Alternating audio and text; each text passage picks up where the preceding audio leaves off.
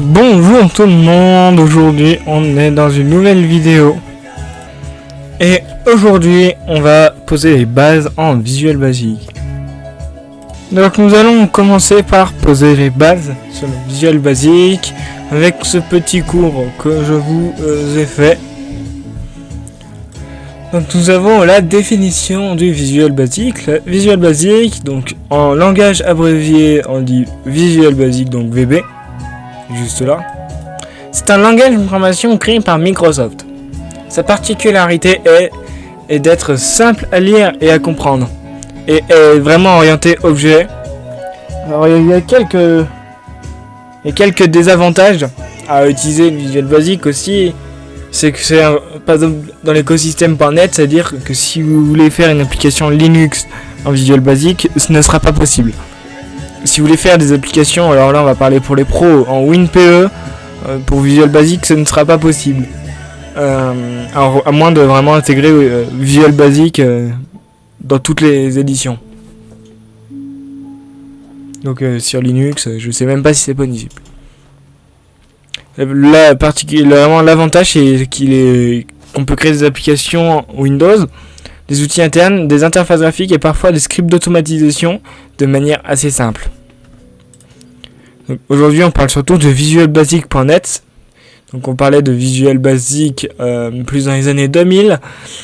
Aujourd'hui on parle de visualbasic.net, la version moderne du langage qui fonctionne avec le .NET Framework ou le .NET Core très récemment.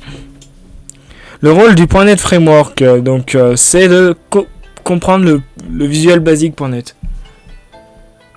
Donc le .NET Framework, c'est un ensemble de bibliothèques de fonctions déjà prêtes. Donc c'est à la fois un avantage et un inconvénient. Il y a des outils et des moteurs d'exécution appelés CLR, Common Language Runtime. Il sert de base pour exécuter les programmes écrits en visualbasic.net. On peut aussi, alors le visualbasic.net, on s'en sert aussi pour faire, on verra plus tard, ce qu'on appelle du Windows Form, aussi en C# ou en F#. F#, je ne connais pas du tout. En résumé, visualbasic.net, c'est le langage. Le .NET Framework, c'est l'environnement qui exécute le programme. Après, on va pas non plus rentrer dans les détails. Nous, on veut vraiment faire du Visual Basic. L'application Windows Form, on va faire. Donc, j'ai des tableaux ici, exemple de contrôle courant. Donc ça, c'est le nom qu'on va mettre dans le logiciel en fait. Bouton, c'est un bouton cliquable. Label, c'est un texte affiché. Textbox, c'est une zone de saisie. Checkbox, c'est les coches à cocher. Combo box, c'est une liste déroulante. Et une list box, c'est juste une liste. C'est assez simple. Et picture box, c'est une boîte d'affichage d'une image. Donc ça, on les verra tout à l'heure. C'est pour ça que je préfère vous poser directement maintenant. Au moins, on le saura pour tout à l'heure. Et chaque contrôle possède des propriétés. Donc on verra aussi les propriétés. On peut faire pas mal de choses. Donc la taille, la couleur, le texte, on peut faire plein de choses. La logique événementielle. Comme tous les langages, .NET orienté interface graphique fonctionne selon un modèle d'événement. Ça signifie que le programme attend que l'utilisateur fasse quelque chose. Quand une action se produit, clic, saisie, fermeture, un événement est déclenché. Le programme exécute alors le code associé à cet événement. On le verra tout à l'heure, c'est assez simple à comprendre. On le verra aussi tout à l'heure. Ce que je veux dire par là, c'est on peut faire des scripts d'automatisation plus avec le Visual Basic Script intégré dans Windows, qui est en plus en train de disparaître. Depuis Windows 11 24H2, il est en train de disparaître. Et sur la version qui devrait sortir d'ici octobre, le Visual Basic serait totalement retiré. Donc je parle bien du Visual Basic intégré à Windows, le Visual Basic Script. Alors que le visualbasic.net restera toujours là. Il est bien mis à jour sur les dernières versions de VS Code. Donc ça c'est... en fait on va pouvoir créer un logiciel. Tous les logiciels en fait, si tu cliques ça fait une action. C'est vraiment un logiciel, on va dire, générique, comme à peu près tous les logiciels. Par exemple, je vais aller dans Je vais aller dans une application. Je vais aller dans Pewty. Bah là, ça ouvre l'application, mais ça fait rien du tout en arrière-plan. Là, hop, ça va changer directement. Vous voyez, dès que je clique, ça fait une action. Comme tout logiciel, il y a un peu tous les logiciels, quand on clique, on fait une action. Ça fait pas des actions tout seul, ou alors ce serait vraiment des actions silencieuses. Ça, je ne sais pas le faire. Exemple d'événement. L'utilisateur clique sur le bouton texte changer. Donc ça aussi pareil, on verra ça par la suite quand on fera un peu de code. Donc oula, il pleut d'un coup. Attendez, j'ai la fenêtre ouverte. Je suis là. Donc ça on le verra aussi tout à l'heure. Structure d'un projet Visual Basic.net. Donc on a un fichier, alors je crois qu'il a changé d'extension depuis pas si longtemps que ça. On peut utiliser plusieurs formes. Donc forme, c'est formulaire, et c'est des fenêtres. Les fichiers Visual Basic qui contenant les classes, des ressources, donc des images, des icônes. En fait, si vous mettez une image dans votre projet, vous n'avez pas besoin de la mettre manuellement dans le projet. Elle va se mettre automatiquement dans les fichiers de l'application. Et après, quand ça va compiler l'application en .exe, en fait ça va tout être intégré dedans. C'est ça l'avantage. Les références aux bibliothèques.net. La programmation orientée objet PPO dans .net. Donc on a dit que c'était un langage orienté vers des classes, des objets, des propriétés, des méthodes, des événements, l'héritage et l'encapsulation. Le PPO permet de structurer proprement un programme, surtout quand il devient complexe. Aujourd'hui, on va pas faire de programme très complexe. On va vraiment faire tout simple. Et vous me direz en commentaire si vous voulez qu'on fasse plusieurs épisodes où je vous apprends vraiment à faire des programmes assez poussés en Visual Basic. Du moins de ce que je sais faire. Voilà. Donc comment se déroule un apprentissage logique de Visual Basic.net. Un recours complet suit généralement apprendre. Donc ça c'est vraiment ce qu'on va faire. Alors la PPO on va pas la prendre parce que je m'y connais vraiment pas très bien là-dedans. Voilà, on va vraiment faire tout ça. Alors pour faire développer un Visual Basic, j'ai peut-être un autre document. J'ai des TP à faire. Je vous montrerai les fiches TP aussi si vous souhaitez faire des TP. Alors, je vais voir ce que j'ai écrit dans mes TP. Peut-être qu'on va les faire maintenant ensemble. Donc pour utiliser le Visual Basic, on va devoir utiliser Visual Studio. Donc c'est un logiciel gratuit en version Community que l'on retrouve sur le web. Vous allez voir, il est vraiment assez simple à utiliser. Si ça charge, voilà. Je vous mettrai le lien de téléchargement direct en description, sans que vous ayez besoin de cliquer sur tous les boutons. Donc là on clique sur télécharger gratuitement et ce sera la version Community. Donc normalement il devrait démarrer. Donc on exécute et après c'est vraiment assez simple d'installer ceci.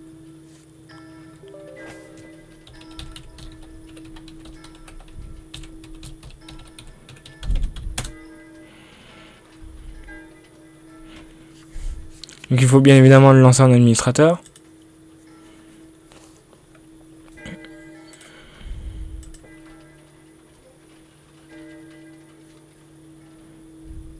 Voilà, vous laissez faire en fait si vous voulez. Il faudra bien cocher, je vais vous montrer ce qu'il faut cocher. Moi je l'ai déjà installé. Alors j'ai pas exactement la même édition, j'ai une édition un peu plus ancienne. Mais l'interface graphique a vraiment pas changé entre les années. Elle a un peu changé certes, mais vous verrez que vous y retrouverez entre mon édition à moi et votre édition. Si vous souhaitez avoir mon édition, je vous mettrai un script de téléchargement de mon édition dans les commentaires. Donc moi j'utilise la version 2010 Express ou 2010 Ultimate, mais si vous voulez le Express, c'est la version gratuite.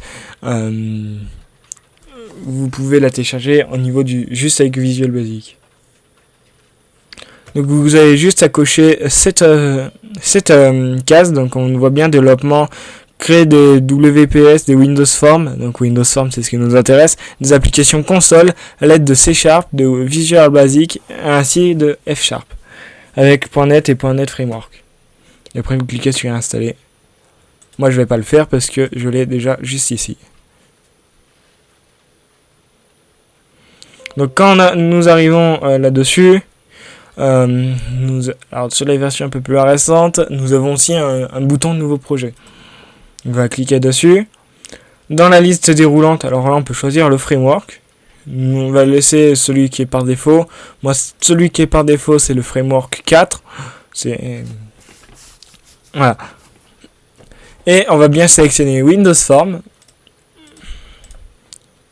Donc normalement, j'avais déjà mis en Visual Basic, donc j'ai cliqué sur Visual Basic. Si vous souhaitez faire d'autres langages, par exemple C#, vous avez des applications Windows Form en C#, en C++.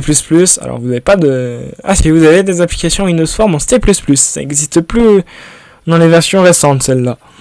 Vous avez du F#, je ne sais pas du tout ce que c'est. Vous avez vraiment des solutions... Ce qui est bien, c'est qu'en Visual Basic, enfin même dans tout, on peut vraiment faire des modèles Excel. On peut vraiment, par exemple, si on a besoin d'une dépendance dans notre logiciel pour Word, et ben on peut le créer ici. Je n'ai jamais essayé. Donc c'est vraiment, alors c'est fait pour Office 2010 et Office 2007. Dans les versions récentes, c'est peut-être fait pour Office 365 entreprise. Personnellement, moi j'utilise Office 2007. C'est peut-être pour ça aussi qu'ils me proposent que la 2007 et éventuellement la 2010. Nous on va s'intéresser juste Windows et application Windows Form. Nous avons le nom juste ici. On va mettre une première app VB et on va cliquer sur OK. Et là ça va tout vous créer automatiquement. Vous avez à droite le projet, donc les fichiers du projet. Vous avez normalement les priorités, les propriétés qui s'affichent. Je ne sais plus du tout comment on y met. En dessous. Bon, voilà. Vous avez les propriétés comme ça et l'explorateur de solution ici. Par défaut, moi je préfère vraiment mettre les propriétés en grand parce que dès qu'on va cliquer sur quelque chose, ça va nous en mettre vraiment beaucoup. C'est comme je dis, c'est vraiment fait pour de la personnalisation poussée. Donc là vous avez votre fenêtre. Ce sera cette fenêtre là qui va en fait ce sera votre application. C'est pour ça que c'est vraiment intéressant, c'est qu'on va pas avoir besoin de coder notre application au niveau interface graphique. C'est déjà tout fait. Nous, on va juste avoir à glisser déposer des boutons qui sont dans la boîte à outils, qui sont juste à droite. Ici, si vous l'avez pas, c'est pas vous allez dans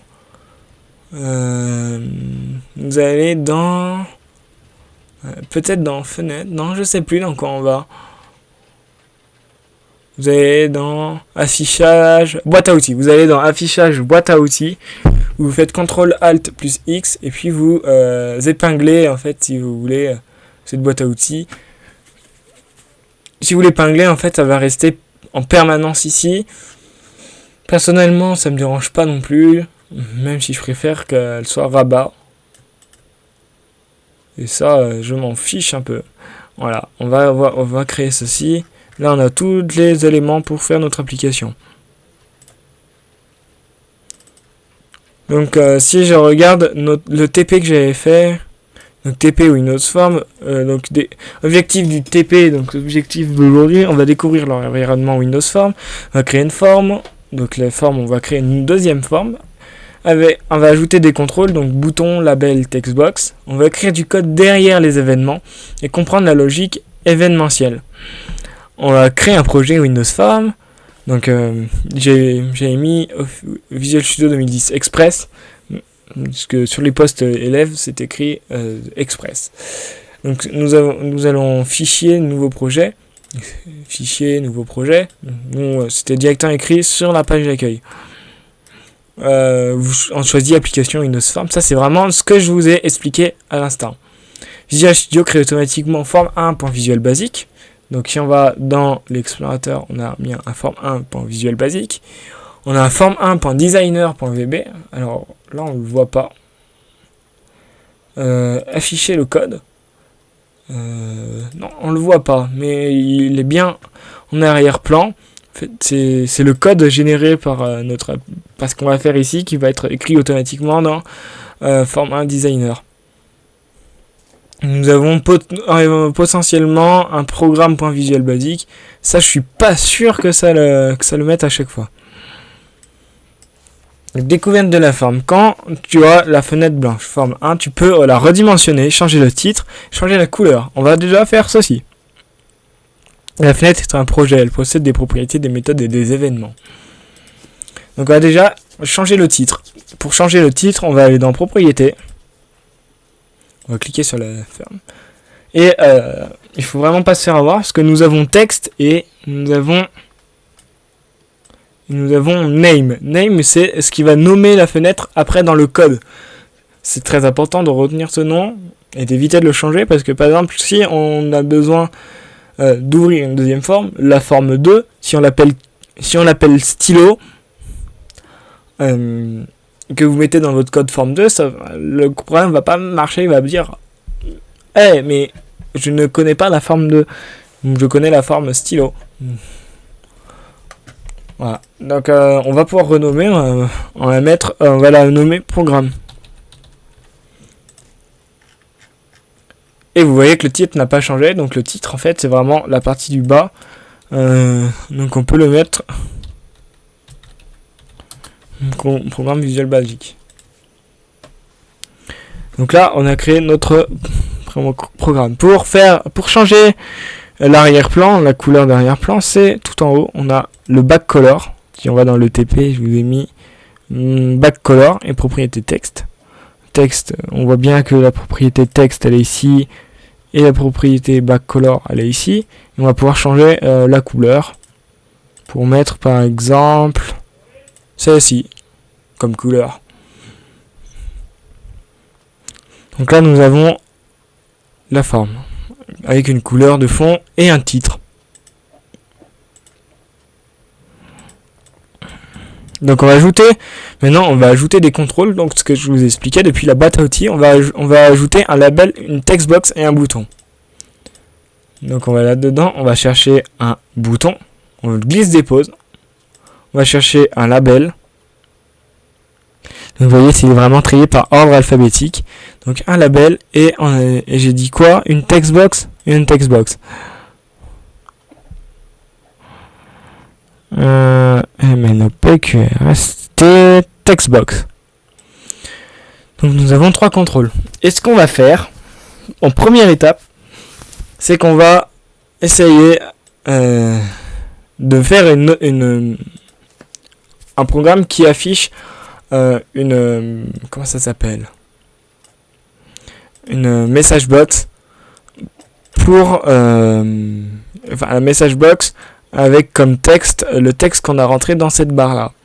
Donc on va déjà renommer tous les éléments. Donc barre texte, attention il ne faut pas mettre d'espace.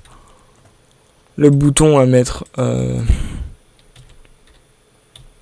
bouton MSG box. Et là pourquoi pas mettre le texte. Le texte, on va pouvoir mettre le texte 2 fois.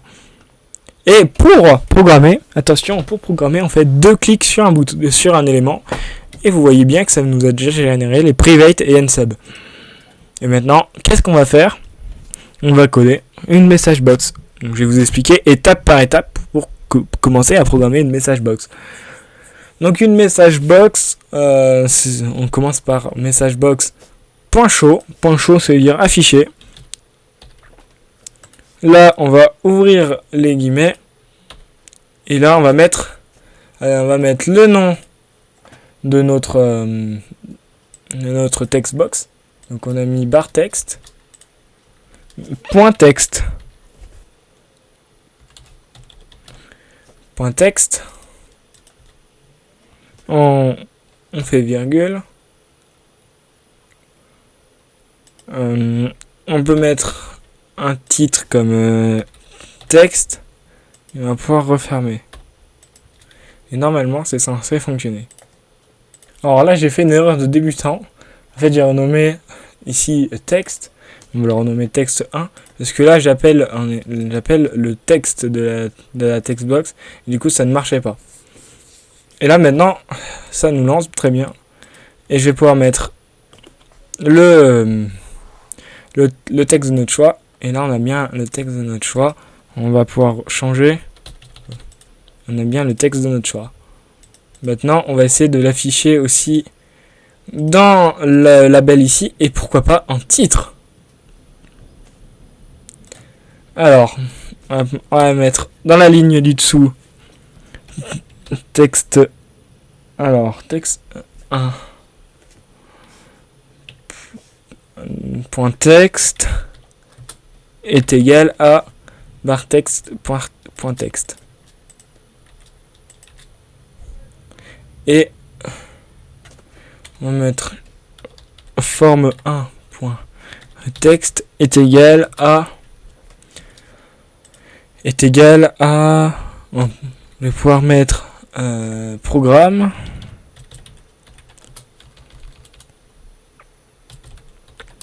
VB avec une barre texte.text et on verra. Et vous avez, alors là qu'est-ce que j'ai fait?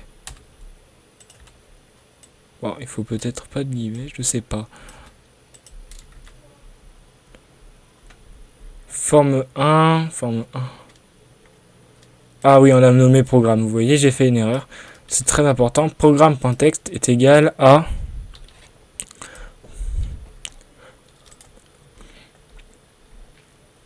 on est d'accord que ça s'appelle programme avec 2 M. J'ai fait une faute. Programme. Alors c'est pas texte, il me semble. Si c'est texte. Est égal à. On va juste se mettre comme ceci. Je me demande pourquoi il marche pas. On peut mettre mi. Il nous dit qu'on peut mettre mi. Si on parle de notre formulaire, vaut mieux mettre mi. Il nous dit en dessous. Donc on va essayer de mettre programme barre texte et vous allez voir que ça ne marche pas. On va éviter de mettre ceci. Ça a l'air de ne pas marcher. Et vous voyez bien que ça a changé aussi le haut et ça a aussi changé notre label. Voilà. Alors si j'ai un conseil à vous faire, mettez la message box en dernier parce que ça s'exécute dans l'ordre. Vous avez vu que ça a un peu de latence, que ça attend qu'on valide la message box pour changer. Vous voyez là ça vient de changer en temps réel. Donc on a créé en quelque sorte une variable de texte. Alors non, c'est pas du tout une variable, mais ça met du texte vraiment de partout. Alors je voulais essayer de faire vraiment. Je voulais mettre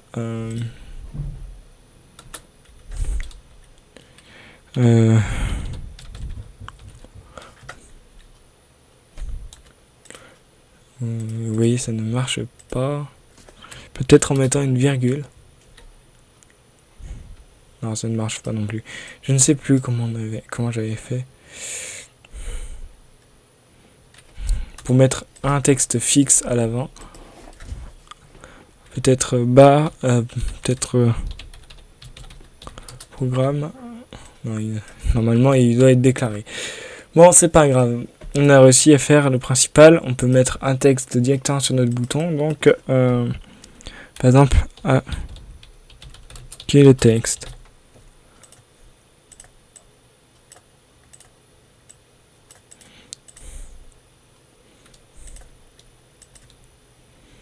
Donc on a créé du texte. Modifier les propriétés, donc on vient de le faire. Name, on a modifié le bouton, la résolution. On peut même modifier la fonte. Donc qu'est-ce qu'une fonte? C'est la police d'écriture en fait, si vous voulez. On peut mettre un peu plus grand, on peut modifier la police d'écriture. On va mettre par exemple celle-là.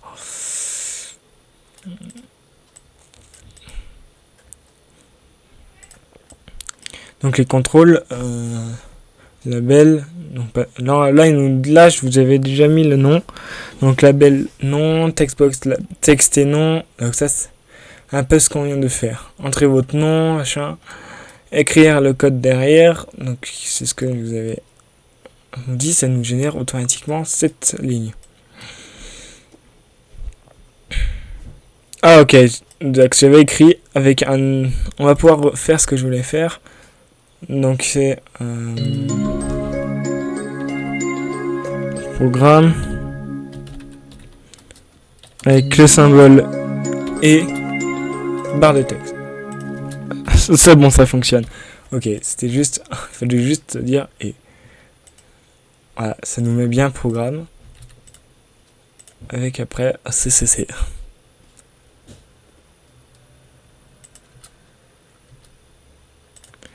C'est bien. Voilà, donc on a suivi donc tester le programme. Donc c'est ce qu'on a fait. Donc afficher un nom, cliquer sur afficher, c'est exactement ce qu'on a fait. En le testant. Amélioration, vider la textbox après un affichage. Donc ça peut être quand même pas mal. Donc la texte et nom, nous on a mis différent que dans le TP. Donc la textbox, on a mis qu'elle s'appelait barre texte. Donc à la fin, on va pouvoir rajouter un autre bouton. Donc on peut faire du CTRL-C, CTRL-V hein, sur le logiciel. Et on va pouvoir mettre effacer. Et on va l'appeler bouton effacer.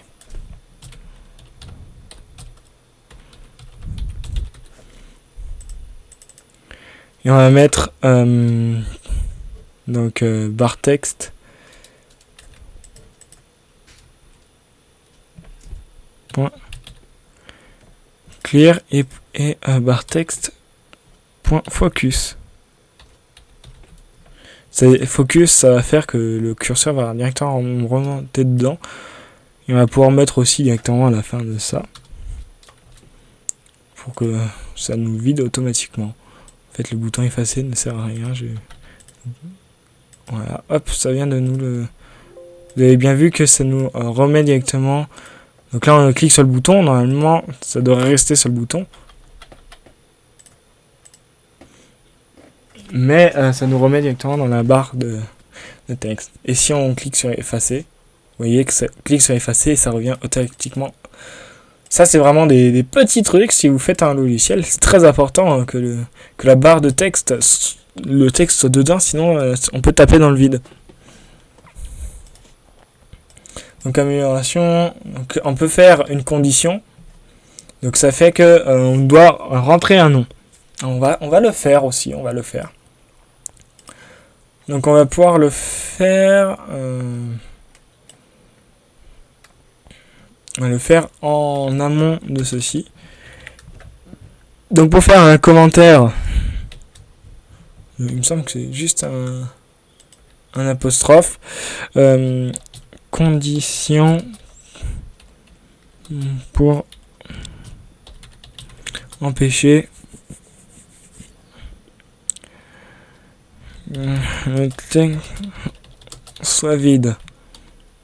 Donc on va mettre if, c'est-à-dire si. Donc if. Donc si barre de texte. Si barre de texte point texte est égal à rien, donc on va mettre then, c'est-à-dire alors.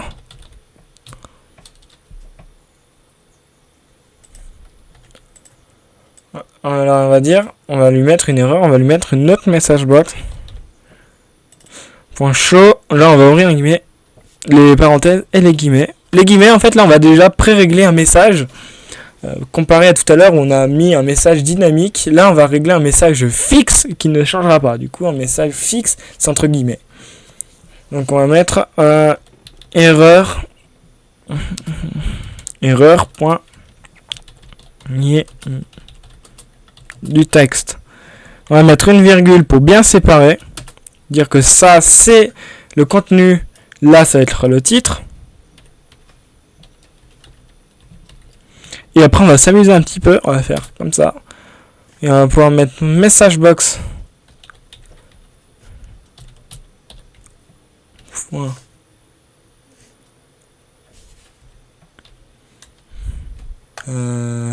Pourquoi ça ne...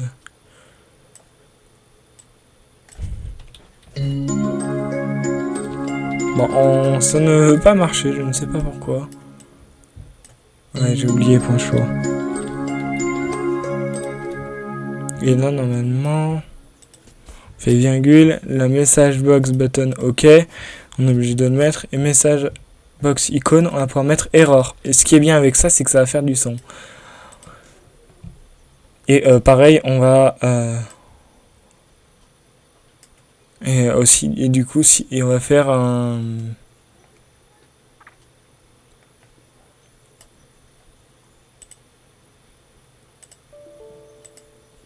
Ouais, donc c'est pas top pour le moment. On va pouvoir mettre else. Else. On va pouvoir mettre tout ceci dans le else. C'est-à-dire sinon. Else, ça veut dire sinon. Donc là, il va nous mettre une erreur. Il va pas nous modifier. Et là, il va bien nous le modifier. Là, il peut pas nous le modifier, vous voyez. Je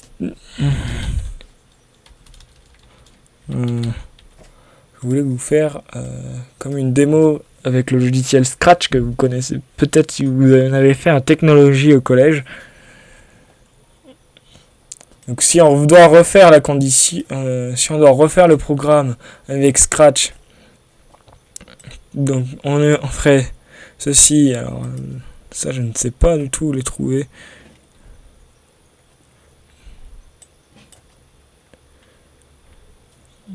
Variable.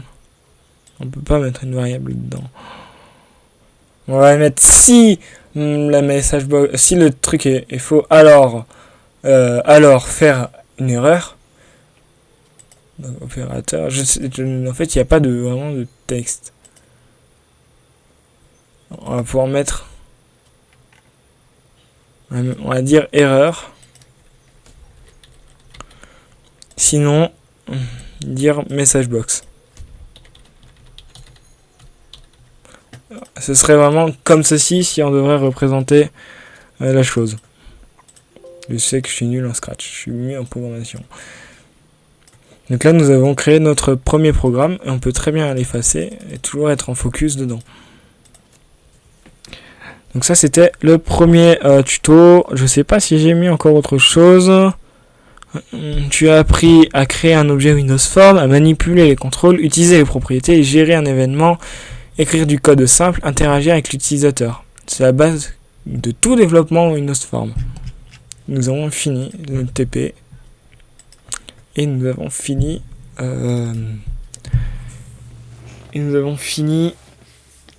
la vidéo. J'avais mis un exemple assez simple où j'avais mis une capture d'écran de mon bureau, de mon poste PC. Et ça, c'est un élève qui a fait. Je ne me semble pas avoir fait ça. Il m'a fait un bouton pour ouvrir Word. Donc ça, on apprendra à le faire plus tard. Ceci est un programme de test. Nous avons des TP. J'avais fait un TP2 pour la prochaine vidéo, potentiellement. Enseignant professionnel. Normalement, on n'en fait plus en enseignant professionnel du ciel. Donc Google Chrome, là, on apprend vraiment à recréer un petit navigateur web. Alors ça restera avec Internet Explorer, mais voici à quoi ça ressemblerait si ça vous dit. On a une calculatrice assez simple qui ressemblerait à ceci. Nous avons un lecteur audio comme VLC. Donc on apprendra à faire une forme alors très très simple, mais qui puisse ouvrir l'explorateur de fichiers pour aller chercher une vidéo. Donc ça, ce serait le TP2 qui est déjà un TP avancé, et j'ai fait un TP3, donc la gestion de produits. Nom, prix, quantité. J'ai pas d'image. Alors là, c'est vraiment, c'est pas moi qui ai fait cette fiche. Pour le coup, c'est un peu dégueulasse. Exercice pour apprendre. Nous avons plein de trucs pour les prochaines vidéos. Nous avons un TP4 qui n'a jamais été fait et on avait un raccourci qui ne marche plus du tout. Voilà, nous avons les TP. Donc si ça vous a plu, que vous voulez que je continue à vous faire du visuel basique, n'hésitez pas à me le dire. On se retrouvera dans un prochain vidéo, si vous le souhaitez. En tout cas, je vous dis à bientôt, au revoir. C'était la foire aux vidéos, bien évidemment.